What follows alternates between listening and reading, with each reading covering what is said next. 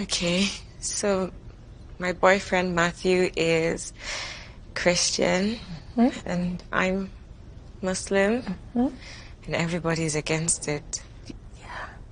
And do you know why? Yes, I do, but Auntie, are there really no exceptions to the rule? Well, let me tell you why it is forbidden, and then you decide from there. How's that? First of all, Allah has forbidden that a Muslim woman marries a Christian man for several reasons. However, a Muslim man can marry a Christian woman or a Jewish woman. Now, why does he prohibit it? You have rights as a Muslim woman when you marry a Muslim man. You each have rights over each other. And if your husband does not fulfill his obligations to you, you have the right to go to court and complain about the fact that your husband isn't fulfilling his obligations to you. And the court has the right to demand that your husband fulfills his obligations. So if you marry a Christian man, the law does not apply to him, so you can't go and complain. Another important thing is, of course, children. When you have children together, what faith will they practice? When it comes to festivals, Christmas or Eid, which one will they celebrate? When it comes to Sunday, do they go to church, or Friday, do they go to mosque? There are so many other reasons why it has been forbidden. Another thing is, if your husband dies, you have rights to inherit your husband.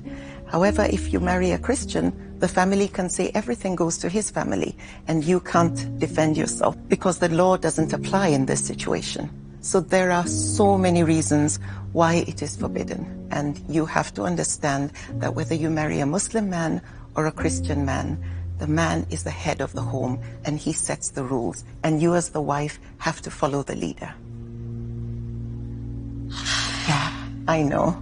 It's difficult. And right now, you're both going through this euphoric state of love is in the air and you think everything is perfect.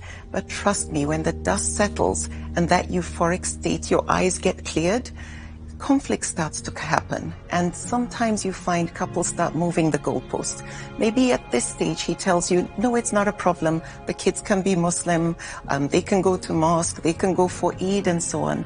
But once pressures begin in a relationship and interference by in-laws, sometimes at that point is when you find you don't have a voice. Excuse my dear, I know it's overwhelming.